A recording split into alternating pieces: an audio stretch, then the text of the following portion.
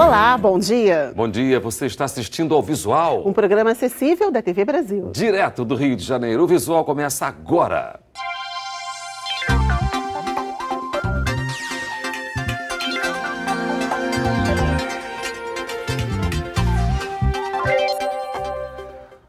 Mais de 72 milhões de brasileiros usam o celular para acessar a internet.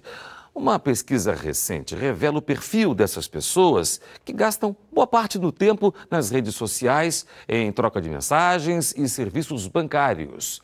E se mantêm conectadas do amanhecer até a hora de dormir. Com isso, surge um distúrbio relacionado ao medo de ficar sem o smartphone. É a nomofobia. Cíntia é viciada em celular e chega a usar o aparelho 18 horas por dia. A estudante tem nomofobia, quer dizer, ela tem medo de ficar sem o celular. Eu fico como se eu estivesse sem roupa, é uma sensação super estranha, é como se eu não tivesse convivência normal, eu não consigo ficar sem o celular, não consigo. O medo de não estar conectado atinge cada vez mais pessoas, principalmente os mais jovens. Um estudo feito nos Estados Unidos mostrou que os donos de smartphones dão uma conferida no celular pelo menos 34 vezes por dia e que 75% das pessoas usam um aparelho até no banheiro. O celular tem uma representação, se tornou uma representação afetiva para as pessoas, porque ali está a vida pessoal, a vida profissional e a vida de lazer, num único dispositivo. Essa dependência do celular se manifesta no dia a dia através de sinais e também está associada a outros transtornos. As pessoas sofrem de ansiedade, medo, sudorese, palpitação, tensão. Então, são uma gama de sintomas que aparecem e isso denota um sofrimento psíquico. Não é difícil encontrar alguém que confesse que tem dificuldade de ficar longe do aparelho. Eu fico o dia todo. Não consigo ficar sem meu celular, não. Mas as pessoas também têm consciência de que deveriam sair do mundo virtual e se relacionar mais com o mundo real. Você está ligado diretamente com as pessoas, conversando, interagindo, é melhor do que um grupinho de WhatsApp, mas... O Ceará é o maior produtor de camarão do Brasil, uma atividade voltada em grande parte para a exportação. E a boa notícia é que, com o incentivo aos pequenos e médios criadores, a produção deve aumentar em 30%. No Ceará, caiu na rede é camarão que não acaba mais. Nessa fazenda que fica no município de Beberibe, a 85 quilômetros de Fortaleza, são 302 hectares de viveiros cheios do crustáceo. Esse camarão todo vai para Santa Catarina, São Paulo, Rio de Janeiro e Pernambuco. E a produção, que já é boa, deve aumentar em 30% até o fim do ano. A gente tem que aumentar em função da crise econômica que houve no país, né, que diminuiu o consumo, então a gente tem que aumentar aqui para poder suprir isso, senão a gente teria que estar despedindo os funcionários. Então a gente tenta melhorar a produtividade, aumentar mais produtividade por hectares. E essa é só uma das fazendas de criação que fazem do Ceará o maior produtor de camarão do Brasil. Vocação para o negócio, o estado tem. E por aqui o ciclo do crustáceo é mais rápido do que em outros lugares do país. As temperaturas quentes fazem com que o nosso camarão cresça bem mais rápido e fiquem livres de algumas doenças que se manifestam em períodos frios. Nós produzimos cerca de 2.000 quilos hectare ciclo, que esse ciclo são cerca de 90 dias, e produzimos 150 toneladas por mês e uma média de 1.800 toneladas por ano. No Brasil, a expectativa dos produtores é de, nos próximos 4 anos, dobrar a produção nacional de camarão, que deve chegar a 90 mil toneladas por ano. Já em 2015, o Ceará deve fechar o ano com 50 mil toneladas produzidas, que representa quase 70% do total do país. Mas para isso, é importante investir nos micro e pequenos produtores. São eles os responsáveis por 75% da produção brasileira. E esse pessoal precisa de ter licença ambiental, precisa de ter financiamento, precisa de ter assistência técnica, pelo menos no nível de empresas âncoras, que o Estado tem que coordenar esse movimento para que as pessoas possam realmente tirar o máximo proveito desses empreendimentos. Várias microempresas dividindo o mesmo espaço físico. O que a princípio pode parecer confuso e desorganizado, na verdade, vem se transformando em uma ótima alternativa para empreendedores que estão iniciando suas empresas. Conheça então melhor o coworking. Para que trabalhar em casa ou em uma sala sozinho se você pode ter um ambiente com infraestrutura, possibilidade de novos negócios, troca de conhecimento e ainda com redução de custos? Essa é a ideia central do coworking. Nele, vários profissionais que nem sequer se conhecem compartilham o mesmo espaço e recursos de escritório. Felipe e Geraldo montaram há 2 anos a primeira estação de coworking de Maceió. No início, a ideia era atender uma necessidade própria, mas com o tempo o negócio cresceu e hoje cerca de 20 profissionais de diferentes áreas utilizam a coworking para trabalhar.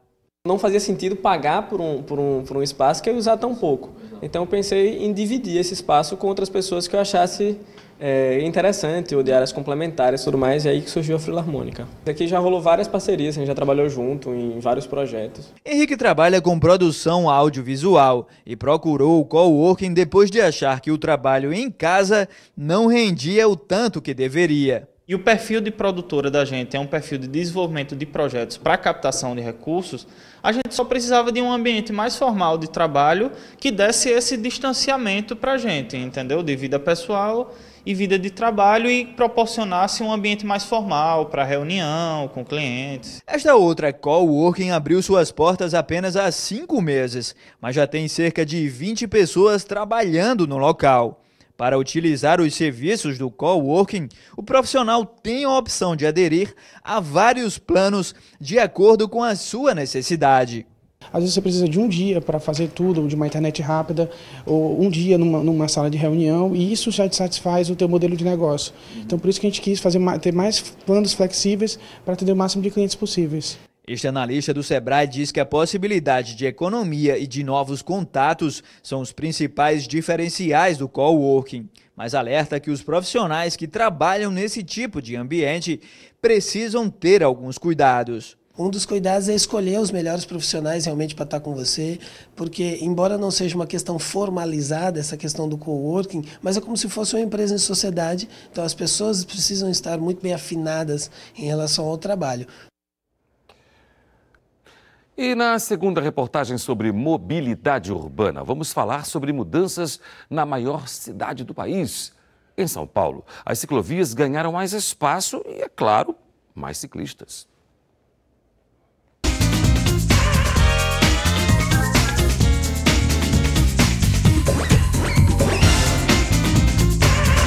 Calçadas, asfalto e ciclovias. No centro de São Paulo, elas estão cada vez mais comuns. Eu tinha muita dificuldade, porque a gente acabava entrando em conflito tanto quanto com os carros, quanto com os pedestres. Melhorou muito, agora eu me sinto muito mais segura. Mas as faixas estão longe de ser unanimidade. A falta de planejamento e a subutilização são os principais problemas apontados. Esse ano você não vê uma bicicleta, tá tudo vazio. A polêmica é recente, mas a primeira ciclovia da capital paulista, na Avenida Brigadeiro Faria Lima, já tem 20 anos. A via das bicicletas fica no canteiro central, assim como a da Avenida Paulista, inaugurada há menos de 3 meses, após muita resistência. O Ministério Público questionou a falta de estudos técnicos da obra, que custou mais de 12 milhões de reais. Apesar dos contratempos, a obra foi entregue. Acho que as pessoas entenderam um pouco melhor a divisão, apesar de essa divisão ainda ser questionável, mas sim melhora e tem mais gente que usa a ciclovia e você consegue compartilhar bem. Com as novas vias, São Paulo se tornou a terceira cidade do país com mais quilômetros de ciclovias, são 356. A cidade está atrás de Brasília, que tem 440, e do Rio de Janeiro, que tem 400 quilômetros de faixas exclusivas para bicicletas.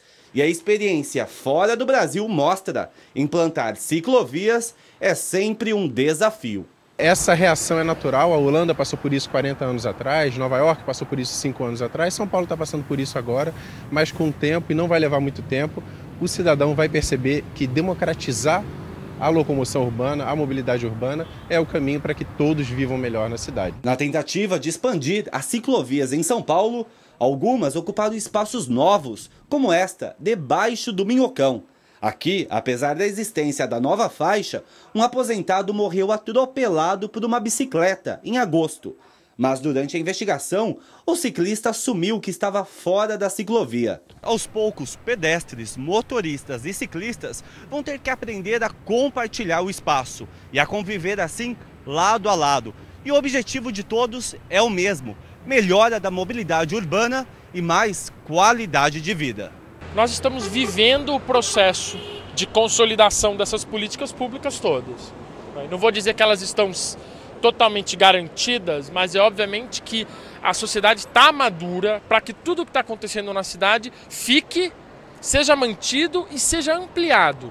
E depois das faixas vermelhas, São Paulo começa a receber outra novidade, desta vez voltada aos pedestres. Na Avenida Liberdade, esta faixa verde está em implantação e vai funcionar como uma extensão da calçada. E como toda novidade, ela gera polêmica. Daqui a pouco os automóveis terão que usar as calçadas, porque é ciclista, é pedestre, é uma série de coisas, é bolsa para motocicleta. Tem que pensar na cidade como um todo, então na calçada principalmente, para os pedestres e para os deficientes visuais, físicos, enfim. E eu acho que a cidade vai melhorar, eu acho que ainda tem um pensamento da população de entender essa mudança, assim, a gente se adaptar aos carros principalmente. Assim.